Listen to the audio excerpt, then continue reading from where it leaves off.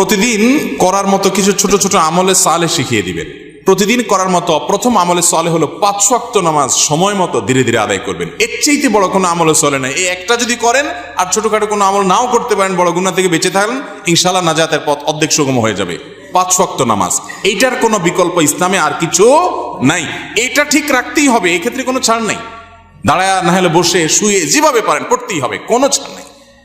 অতএব 1 নম্বর আমল হলো 5 ওয়াক্ত নামাজ পড়বেন। 2 নম্বর হলো সকল বড় বড় মোটা মোটা গুনাহগুলা থেকে বেঁচে থাকবেন। চোখের গুনাহ, হারাম জিনিস দেখা, হারাম জিনিস শোনা, গালমন্দ করা, মানুষের হক মারা, হারাম খাওয়া, এই বড় বড় গুনাহগুলো থেকে বেঁচে থাকবেন। নাম্বার 3, নবী করিম সাল্লাল্লাহু আলাইহি ওয়াসাল্লাম প্রতি বেশি বেশি দুরূদ পাঠ করবেন। আল্লাহুম্মা সাল্লি আলা মুহাম্মাদ ওয়া আলা আলি মুহাম্মাদ, শুধু সাল্লাল্লাহু আলাইহি ওয়াসাল্লাম, দুরূদ ইব্রাহিম যত বেশি পারেন দিনে 10 বার 20 বার পাঠ করবেন। নাম্বার 4, ইস্তিগফার বেশি বেশি করবেন। আস্তাগফিরুল্লাহ ওয়া আতুবু ইলাইহি, আস্তাগফিরুল্লাহ ওয়া আতুবু ইলাইহি, আস্তাগফিরুল্লাহ আল্লাযী লা ইলাহা ইল্লা হুয়াল হাইয়ুল কাইয়্যুম, এরকম ইস্তিগফার পড়বেন। নাম্বার 5, যেই কোনো কাজ করবেন, এই কাজগুলোর পাশাপাশি কোরআনে কারীমের তেলাওয়াত প্রতিদিন একটু একটু করে করবেন। বিশেষ করে সূরা ইখলাস, কুল হুয়াল্লাহ সূরা একবার পড়লে 3 ভাগের কোরআন 3 ভাগের 1 ভাগ পড়ার সমান সওয়াব হয়। অতএব আপনি চাইলে কয়েক মিনিটের ভিতরে পুরো 1 খতম কোরআনের সওয়াব পেতে পারেন। বিশেষ সূরা ইখলাস পাঠ করবেন।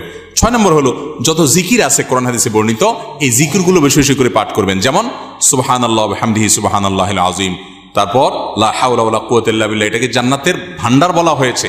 তারপর আপনার দুরূদ ইব্রাহিমের পাশাপাশি অন্যান্য সাধারণ দুরূদ তো পড়বেনই।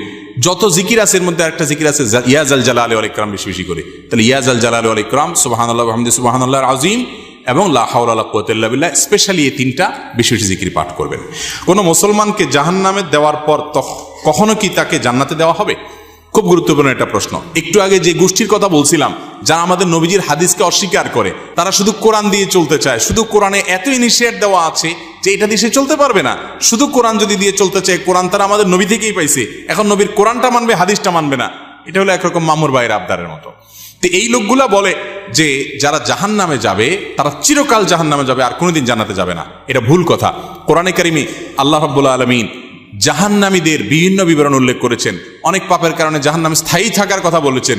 কিন্তু এগুলো সম্পর্কে খোদ নবী করিম সাল্লাল্লাহু আলাইহি ওয়াসাল্লাম কি ব্যাখ্যা দিয়েছেন, যার পরে কোরআন নাজিল হয়েছে, যাকে আল্লাহ পাঠিয়েছেন আমাদের কাছে, সেটা তারা জানার চেষ্টা করে না।